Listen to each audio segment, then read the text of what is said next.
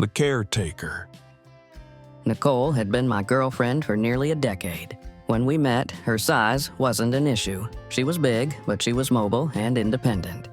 But over the years, things had changed.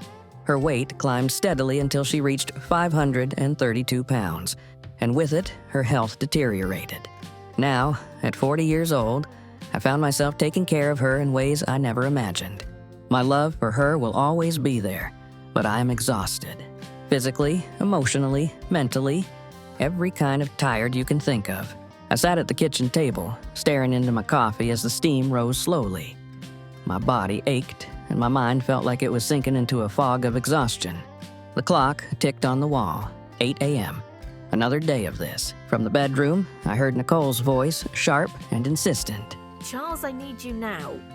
This was how it had been for years now, me, always running at her beck and call, and her, never satisfied with anything I did. Each morning, my body protested as I hoisted her up from the bed. Her arms wrapped around my shoulders as she tried to balance herself. It was the same thing every morning, like clockwork. She needed help with everything now. Getting out of bed, going to the bathroom, and even showering. After showering her, I walk into the kitchen, already knowing exactly what to prepare for breakfast. Nicole's requests were always the same. A massive plate of eggs, bacon, 7 sausages, 5 hash browns, and toast with pancakes on the side. I used to enjoy cooking for her back when we first started dating. She loved food, and I loved making her happy. But that was before her weight spiraled out of control, before I became more of a caregiver than a boyfriend. Now, cooking was just another task in the endless routine of feeding her, helping her, managing her life. It wasn't about love anymore.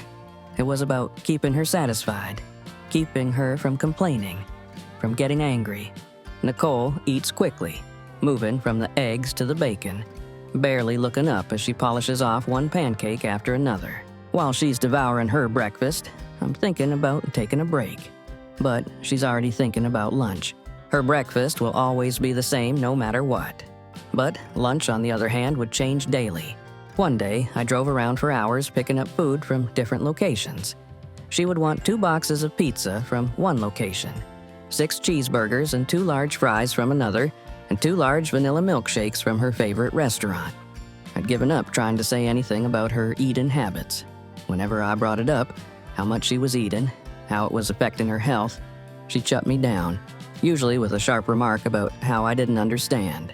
I would stand there, watching her eat, feeling a mix of sadness and frustration. Every bite she took felt like another brick in the wall that had grown between us.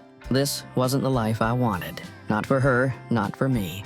Nicole's family had given up on her. Her brother and sisters would always try to give her advice and help as much as possible, but she wouldn't listen and would say harsh words to them, pushing them away. My friends and family still wonder why I'm putting myself through this, asking why I haven't left yet. Trust me, I think about it every day. Intimacy between us, well, that had faded a long time ago. We hadn't touched each other in over a year. I never bring it up. I knew how sensitive she was about it, and honestly, I didn't have the heart to make her feel worse than she already did. But over time, it became clear that things weren't going to change. Every night I lay in bed next to her, feeling the space between us grow wider, even though we shared the same mattress. I could hear her breathing, heavy and labored, her body sagging beneath the sheets. Like I said before, my love for her won't change.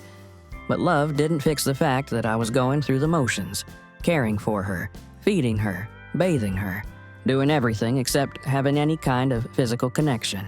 My life had become hers, her meals, her needs, her pain, and there was no room left for me, no room for us.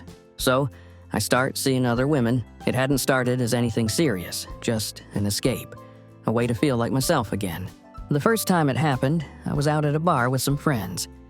Nicole had stayed home as usual, saying she didn't feel up to going out. I didn't even mind anymore. Being around her in public had become difficult. People stared, and it was exhausting pretending everything was okay. At the bar, I met Julia. She was sitting alone, nursing a drink, and we struck up a conversation. She was funny, smart, and most importantly, she saw me, not as someone's caretaker. I didn't even hesitate when she asked if I wanted to go back to her place. After that, I started seeing other women more frequently. Sometimes it was women I met while I was out running errands for Nicole. Other times it was through apps, quick hookups that allowed me to forget my life at home. I never told Nicole, and she never suspected a thing. She was too wrapped up in her own world, too focused on her next meal, her next request, to notice that I was slipping away. After time, I eventually left Nicole.